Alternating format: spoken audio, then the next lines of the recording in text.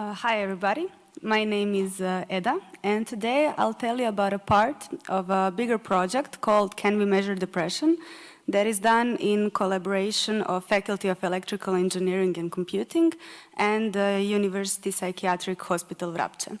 As you can see in the title, the main topic of our research is Major Depressive Disorder, or how we can call it more generally, depression.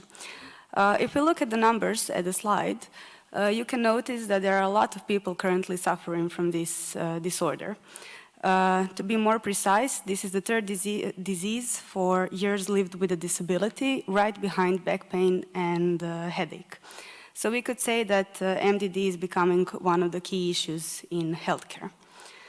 To be diagnosed with depression, you should be experiencing some of the many symptoms listed according to International Classification of Disease, version 10. And you should be experiencing them for at least 2 weeks.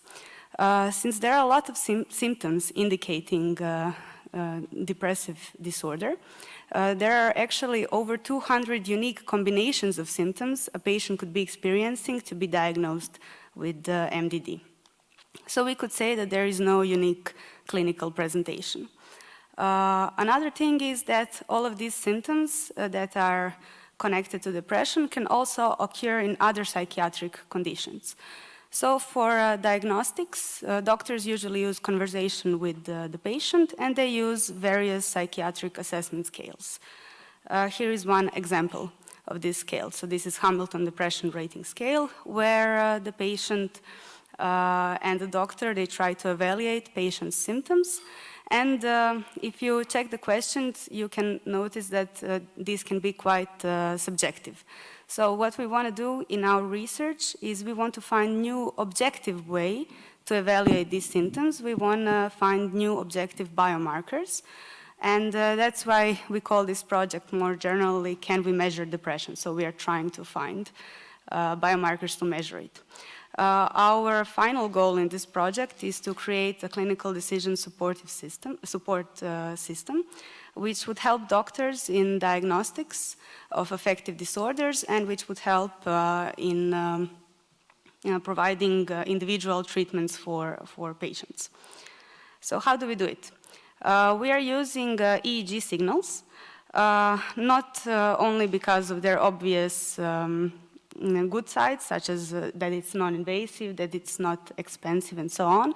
We use it primarily because EEG is already part of the standard procedure when a patient is admitted to University Psychiatric Hospital Vrapče. So we already have these signals.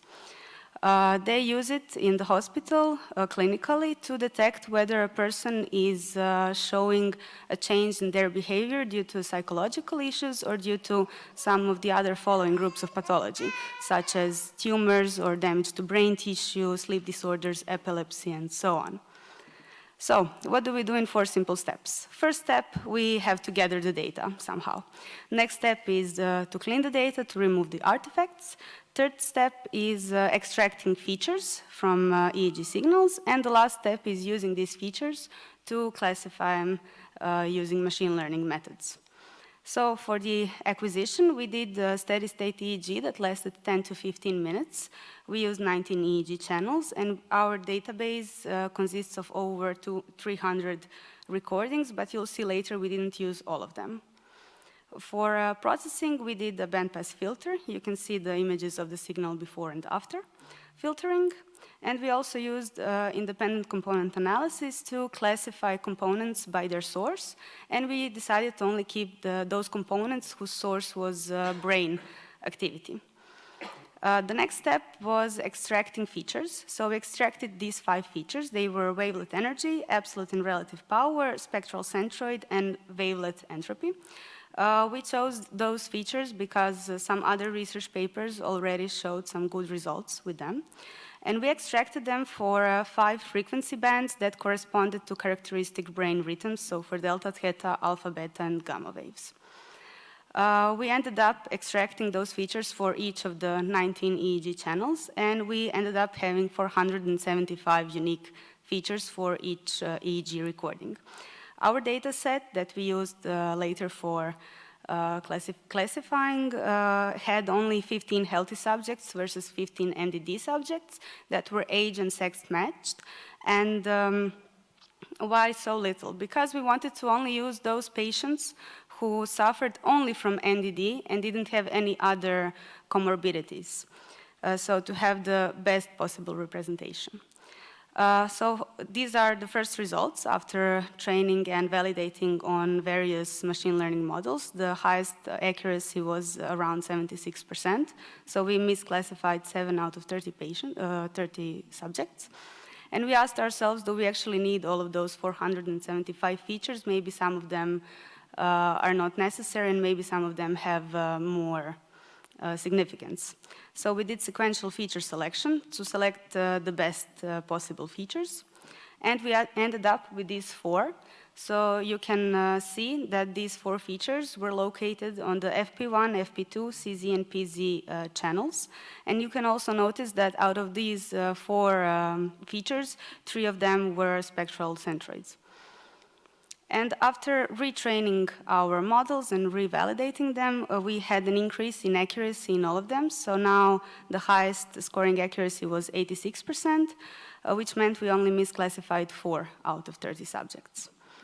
We also did a second experiment where instead of doing classification of healthy versus MDD, we had the classification of MDD patients versus MDD patients that also suffer from borderline personality disorder because they require different treatment protocols.